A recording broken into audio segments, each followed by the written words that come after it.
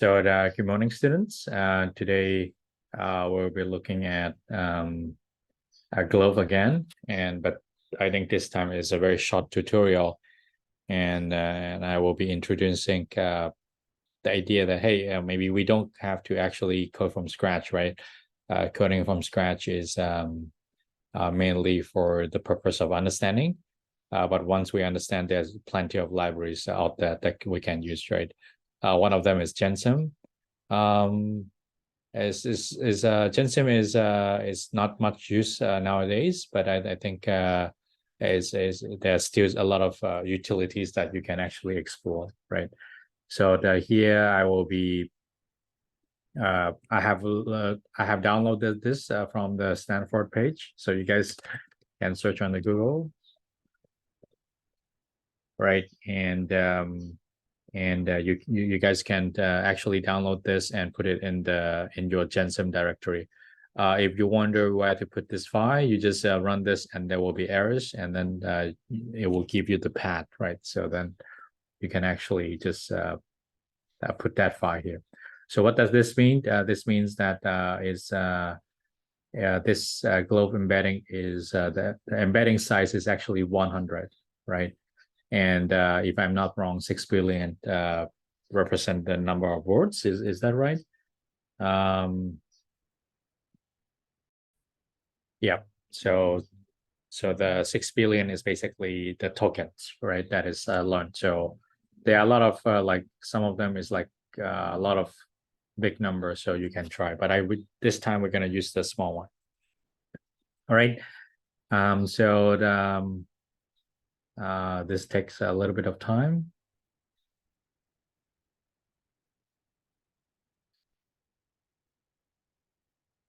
All right, so now we can maybe input any word, right?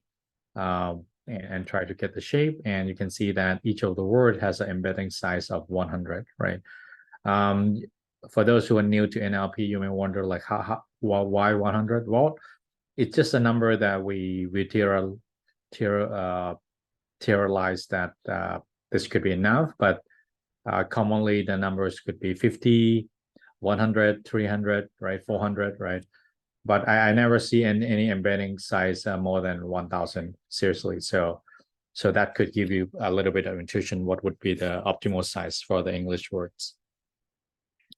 And of course, based on this, so we can actually check how whether coffee is similar to Obama.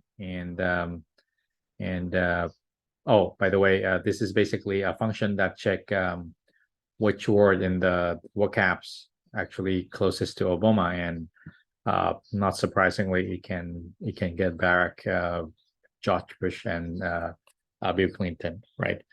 And yeah, I just want to let you know that this is the basically cosine similarities, right, with all the vocabs in the library, and just list down the top 10 for you, right?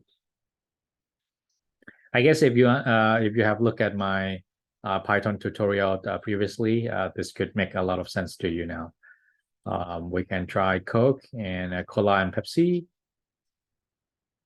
Banana is coconut, mango. Language is words spoken. Plant is plants factory. And of course, we can put a negative word, right? Then I guess this other word that is opposite of banana. But which I don't really understand this words. But anyway, we can also demonstrate very interesting thing. That is, we can say that, hey, if we take a woman, because these are numbers, right? These are vectors, right? What we can do is basically a plus minus operation too, right? So we can say that, hey, if we take woman plus king and minus man, that should give us a queen, right? Because a woman, but is no longer is a king, but is no longer a man, then that would be a queen, right? So what we can do is similarly passing to this function positive, and then take a negative man, right? And we can get that queen is the highest probability, right? So I think that I guess this is a very interesting demonstration of how embedding can be useful to a lot of work, right? Because they are embeddings, they can support a lot of operations, and also I guess it can also be used for the search purpose, right? Here we have Italy and sushi, and maybe we take out Japan, and maybe we can see how does it look, right? And that would be tapas. I'm not sure what is tapas, but I guess for those people who are in Italy, may makes a lot of sense, right? Of course, we can also take a look at cosine similarities, right? So the distance between dog and cat is 0.12. At the same time, the distance between dog and fruit is much bigger, right? This is basically different from cosine similarities, but actually it's just 1 minus cosine similarities equal to distance. I think, I guess this is the same, right? Happy and cheerful is 0.45, and happy and sad is 0.31, right? So this is a surprising result, right? So it does not mean that if things are antonym and it should be very far away. In fact,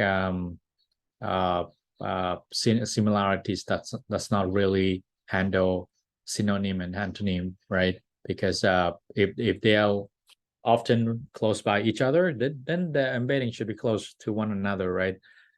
So this is a interesting interpretation of word embeddings. But of course, later on, I mean, Word2Vec and GloVe invented 2013 and 14 respectively, right?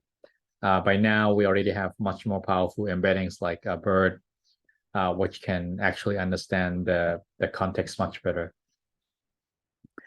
Here, I want to talk about bias, which is something that we have to be careful. For example, if we try to